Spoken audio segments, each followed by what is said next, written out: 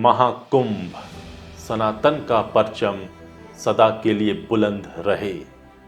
दुनिया के सबसे बड़े धार्मिक आयोजन के लिए तैयार है प्रथम यज्ञ नगरी प्रयागराज। सिर्फ 3 नदियों का संगम नहीं, सनातनियों के महाजुटान का गवाह रहा है। इस महाकुंभ में इतिहास रचने वाले हैं उत्तर प्रदेश के मुख्यमंत्री योगी आदित्यनाथ। 144 साल के लंबे इंतजार के बाद सनातन का महाजुटान फिर से होने वाला है। प्रयाग में बज रही एक ही धुन, महाकुंभ महाकुंभ महाकुंभ। नमस्कार, आजाद सिपाही के विशेष में आपका स्वागत है। मैं हूं राकेश सिंह। 13 जनवरी सोमवार को उत्तर प्रदेश के प्रयागराज में दुनिया का सबसे बड़ा धार्मिक आयोजन महाकुंभ शुरू हो रहा है। प्रयाग में प्रवेश मात्र से ही समस्त पाप कर्म का नाश हो जाता है। प्रयाग, जहां सृष्टिकर्ता ब्रह्मा ने सृष्टि कार्य पूर्ण होने के बाद प्रथम यज्ञ किया था, दुनिया के इस सबसे बड़े धार्मिक आयोजन में अगले 45 दिनों तक करोड़ों लोग पवित्र स्नान के लिए संगम में डुबकी लगाएंगे। यह आयोजन सनातन का महाजुटान है। महाकुंभ मेला का हिंदू धर्म में एक प्रमुख धार्मिक और सांस्कृतिक महत्व होता है। यह आयोजन 13 जनवरी से शुरू होकर 26 फरवरी तक चलेगा। महाकुंभ को लेकर यूपी सरकार का अनुमान है कि 40 करोड़ लोग संगम स्नान के लिए प्रयागराज आएंगे, यानी कई देशों से ज्यादा आबादी।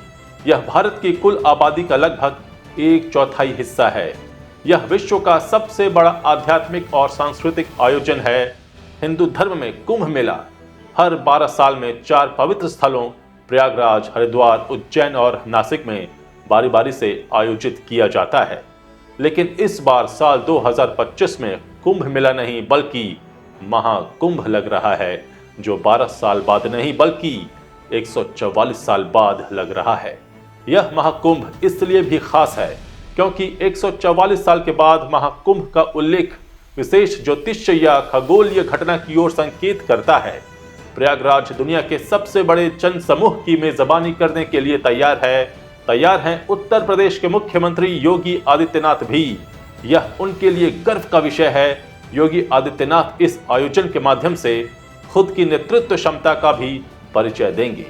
इस महाकुंभ में गंगा, यमुना और पौराणिक सरस्वती के संगम पर 4000 हेक्टेयर में फैला एक अस्थायी जिला बनाया गया है, जहां अगले 45 दिनों तक देश विदेश से करोड़ों श्रद्धालु पवित्र स्नान के लिए आएंगे। यानी हर दिन औसतन 90 लाख लोग महाकुंभ में आएंगे। इस महाकुंभ के लिए लगभग 12,670 करोड़ रुपए का बजट रखा गया है, जिसमें केंद्र और उत्तर प्रदेश सरकार दोनों ने मिलकर 410 से अधिक परियोजनाओं को पूरा किया है।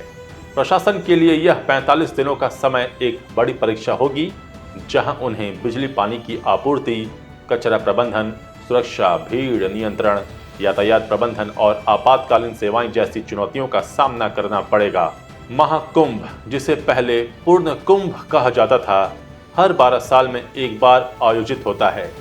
जनवरी 2018 में उत्तर प्रदेश सरकार ने एक कानून पारित करके पूर्ण कुंभ का नाम बदलकर महाकुंभ कर दिया।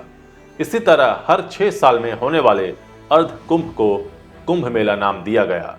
2018 में ही इलाहाबाद का नाम बदलकर प्रयागराज कर दिया गया। महाकुंभ मेला के बारे में विस्तृत जानकारी दे रहे हैं आजाद सिपाही के विशेष संवाददाता राकेश सिंह। कुंभ एक ऐसी आध्यात्मिक यात्रा है जहां उन सभी सवालों का जवाब मिलता है जो कईयों के मन में उठते रहते हैं। यह एक विश्वास की यात्रा है जिसमें संस्कृति, सभ्यता और भक्ति के रंग घुले हुए हैं। न जाने कब से प्रयाग की पवित्र भूमि पर लाखों लोग बिना किसी निमंत्रण के जुटते रहे हैं। कुंभ मेला लोगों का ही संगम नहीं कराता बल्कि भारतीय भाषाओं और लोक संस्कृतियों का संगम भी बन जाता है। कुंभ मेले का आयोजन भारत में 4 स्थानों पर होता है। इनमें हरिद्वार, नासिक, उज्जैन और प्रयागराज शामिल हैं। गजब का आकर्षण, अलौकिक, अद्भुत। दूर दूर तक संगम की पसरी रेत, त्रिवेणी का आंचल, संतों और साधुओं का रेला, ढलते सूरज की अरुणिमा में दीप्त चेहरे जो लंबे सफर के बाद क्लांत होते चले गए। क्या बड़ा, क्या छोटा, क्या वृद्ध, क्या बच्चा, क्या धनाढ्य, क्या गरीब, केवल एक ही कामना, श्रद्धा की डुबकी लगानी है।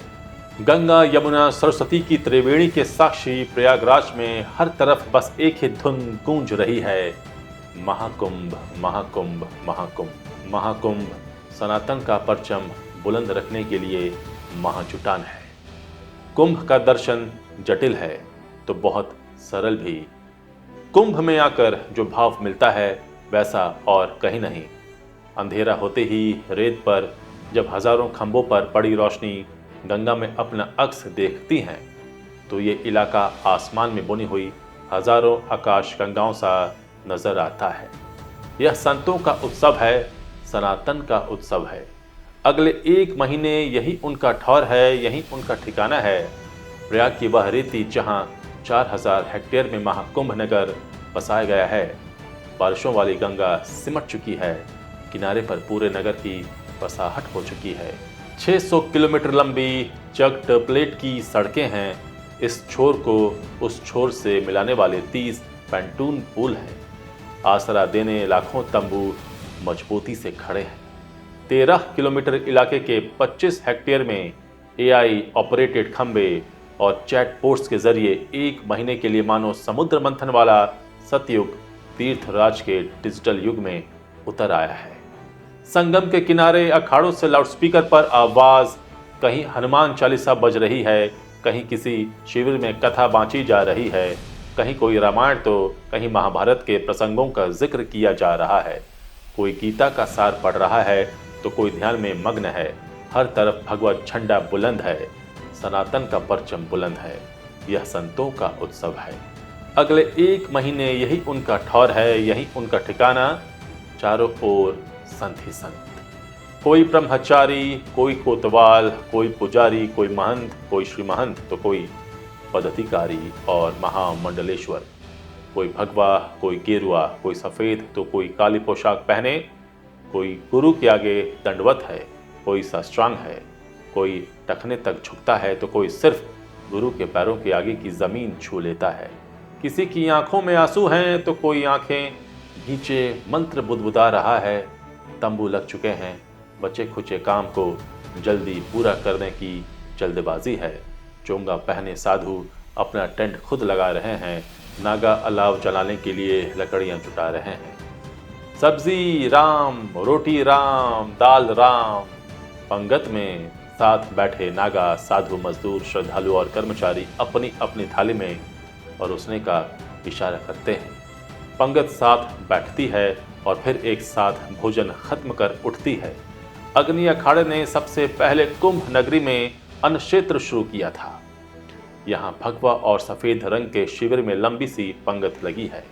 हर दिन इस अन्न क्षेत्र में 1000 लोग खाना खाते हैं। बत्ती वाली गाड़ियों में सिर्फ पुलिस नहीं, संत भी घूम रहे हैं। ये सनातन का लग्जरी एंगल है। कुंभ नगरी में बत्ती और हूटर वाली सबसे ज्यादा गाड़ियां संत, महंत, महामंडलेश्वरों की ही है। आगे फॉर्च्यूनर पर महामंडलेश्वर जा रहे हैं, पीछे कम से कम 8 गाड़ियां और हैं। ऐश्वर्य और वैभव आभूषणों के हवाले कंठ और उंगलियों में कई तोले सोने में गढ़ा हुआ है। मती पत्थर और रुद्राक्ष माथे तक पर सजे हैं।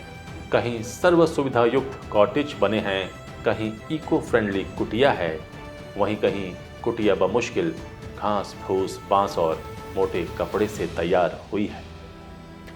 144 साल बाद यानी 12 पूर्ण कुंभ के बाद आता है महाकुंभ। अर्ध कुंभ हर 6 साल में हरिद्वार और प्रयागराज में होता है। इसे कुंभ का आधा चक्र माना जाता है। खगोलीय गणनाओं के अनुसार जब बृहस्पति वृश्चिक राशि में और सूर्य मकर राशि में प्रवेश करते हैं तब अर्ध कुंभ का आयोजन होता है। कुंभ हर 12 साल में 4 स्थलों हरिद्वार, प्रयागराज, उज्जैन और नासिक में आयोजित होता है। कुंभ मेले की पौराणिक कथा समुद्र मंथन से जुड़ी है, जिसमें अमृत कलश के लिए देवताओं और असुरों में संघर्ष हुआ था। पूर्ण कुंभ हर 12 साल में प्रयागराज में आयोजित होता है। इसे कुंभ का पूर्ण रूप माना जाता है और इसका महत्व अन्य कुंभ मेलों से अधिक है। महाकुंभ भारतीय धार्मिक आयोजनों का सबसे बड़ा पर्व है जो 12 पूर्ण कुंभ के बाद हर 144 साल में प्रयागराज में आयोजित होता है। इसे कुंभ मेले का सबसे पवित्र और महत्वपूर्ण रूप माना जाता है। महाकुंभ में स्नान और पूजा करने से कई गुना अधिक पुण्य की प्राप्ति होती है। कुंभ मेले का आयोजन ग्रहों और नक्षत्रों की विशिष्ट स्थिति के आधार पर किया जाता है। कुंभ मेला तब आयोजित होता है जब सूर्य, चंद्रमा और बृहस्पति एक विशिष्ट स्थिति में होते हैं, लेकिन जब बृहस्पति मकर राशि में और सूर्य और चंद्रमा अन्य शुभ स्थानों पर होते हैं तब महाकुंभ का समय बनता है और यह संयोग हर 144 वर्षों में एक बार आता है। इस संयोग को विशेष रूप से शुभ और दिव्य माना जाता है। हर 144 साल में एक दुर्लभ खगोलीय घटना होती है जो कुंभ मेले को विशिष्ट बनाकर महाकुंभ बना देती है। हिंदू ज्योतिषीय गणनाओं में 12 और 144 वर्षों के चक्र का महत्व बताया गया है। 12 साल के चक्र को एक सामान्य कुंभ मेला कहा जाता है और 12 कुंभ मेलों के बाद 12 गुणा 12 144 साल महाकाल कुंभ या विशेष महाकुंभ आता है। शास्त्रों में कहा गया है कि महाकुंभ में स्नान और पूजा करने से कई गुना अधिक पुण्य की प्राप्ति होती है। इसे देवताओं और ऋषियों द्वारा भी अत्यधिक पवित्र माना गया है। पौराणिक कथाओं में अमृत मंथन की कथा में कुंभ मेले का उल्लेख मिलता है। यह माना जाता है कि हर 144 साल में अमृत कलश से विशेष ऊर्जा या दिव्यता पृथ्वी पर उतरती है, जिससे यह मेला और अधिक पवित्र हो जाता है।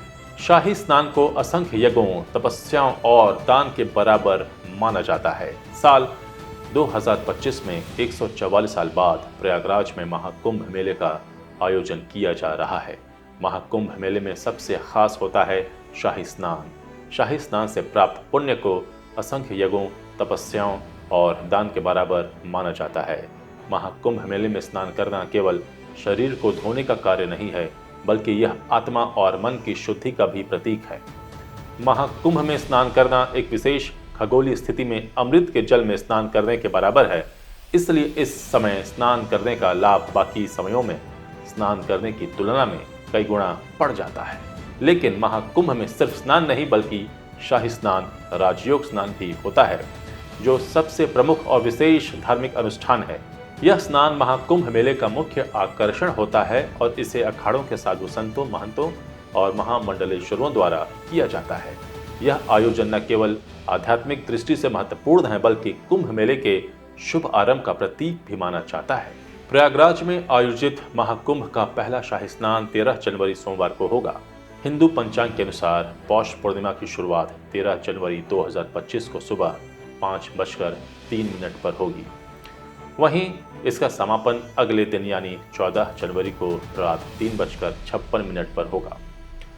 स्नान मुहूर्त ब्रह्म मुहूर्त सुबह 5:27 से 6:21 तक रहेगा। फिर विजय मुहूर्त दोपहर 2:15 से 2:57 तक रहेगा। इसके बाद गोधूली मुहूर्त शाम 5:42 से 6:09 तक रहेगा, जबकि निशिता मुहूर्त रात 12:03 से 12:57 तक रहेगा। महाकुंभ में कुल 6 शाही स्नान होते हैं, जिसमें पहला स्नान पौष पूर्णिमा यानी 13 जनवरी को किया जाएगा। वहीं दूसरा शाही स्नान 14 जनवरी को मकर संक्रांति के दिन होगा। इसके बाद 29 जनवरी को मौनी अमावस्या के दिन तीसरा और 2 फरवरी को बसंत पंचमी के दिन चौथा शाही स्नान किया जाएगा। इसके अलावा आखिर के 2 शाही स्नान 12 फरवरी माघ पूर्णिमा और 26 फरवरी महाशिवरात्रि के दिन आयोजित होंगे। कहते हैं कि शाही स्नान में भाग लेने से सभी पापों का नाश होता है, साथ ही सभी इच्छाएं पूरी होती हैं। महाकुंभ के दौरान 3000 स्पेशल ट्रेनें शुरू की गई हैं। ये ट्रेनें 13,000 से अधिक फेरे लगाएंगी। जिले में प्रयागराज जंक्शन के अलावा 8 सब स्टेशन हैं। ये कुल 3 जोन उत्तर मध्य रेलवे, उत्तर रेलवे और पूर्वोत्तर रेलवे में बांटे गए हैं। प्रयागराज से दिल्ली, मुंबई, बेंगलुरु, लखनऊ, इंदौर, अहमदाबाद, कोलकाता, जयपुर, भुवनेश्वर, गुवाहाटी, हैदराबाद, भोपाल, चेन्नई, पुणे, गोवा, नागपुर, जम्मू, पटना, गोवा, अयोध्या, रायपुर, देहरादून, जबलपुर, चंडीगढ़, बिलासपुर के लिए फ्लाइट रहेगी। इस तरह से कानपुर, वाराणसी, जौनपुर, मिर्जापुर, चित्रकूट से आने वाली बसों को भी संगम से करीब 10 किलोमीटर पहले रोक दिया जाएगा। निजी वाहनों को सुविधानुसार ही आगे आने दिया जाएगा। प्रशासन ने पूरे जिले में कुल छोटी और बड़ी 102 पार्किंग बनाई है। इनमें 70% पार्किंग स्नान घाट से 5 किलोमीटर के अंदर है, बाकी 30% पार्किंग 5 से लेकर 10 किलोमीटर की दूरी पर है। 24 सैटेलाइट पार्किंग है। महाकुंभ में आने वाले लोगों के लिए ठहरने की व्यापक व्यवस्था की गई है। मेले में 10 लाख लोगों के रुकने के लिए व्यवस्था की गई है। इनमें फ्री और पेड दोनों तरह की व्यवस्था है। जैसे आप लग्जरी व्यवस्था चाहते हैं तो संगम के ही किनारे बस सकते हैं। वहां डोम सिटी बसाई जा रही है। इसका किराया प्रतिदिन का 80,000 रुपए से लेकर 1.25 लाख रुपए तक है। इसके आसपास 2000 कैंप की टेंट सिटी बनाई गई है। यहाँ रहने पर आपको 3,000 से लेकर 30,000 रुपए तक देना होगा। इसके लिए बुकिंग भी पहले करानी होगी। पूरे शहर में 42 लग्जरी होटल हैं। सभी की अपनी वेबसाइट है जिसके जरिए आप उनके बारे में जान सकते हैं और बुक कर सकते हैं। इसके अलावा मेला क्षेत्र में 100 आश्रय स्थल हैं। हर आश्रय स्थल में 250 बेड हैं। 10,000 से अधिक स्वयंसेवी संस्थाओं ने श्रद्धालुओं के लिए व्यवस्था की है। यह महाकुंभ इतिहास रचने वाला है। 144 साल के बाद ये संयोग बना है। योगी आदित्यनाथ के लिए ये गर्व का विषय है। हर सनातनियों के लिए ये गर्व का विषय है। आजाद सिपाही के विशेष में अभी इतना ही। आप हमारे इस YouTube चैनल को जरूर सब्सक्राइब करें और भी अधिक जानकारी के लिए पढ़ते रहिए अपना लोकप्रिय दैनिक अखबार आजाद सिपाही। धन्यवाद।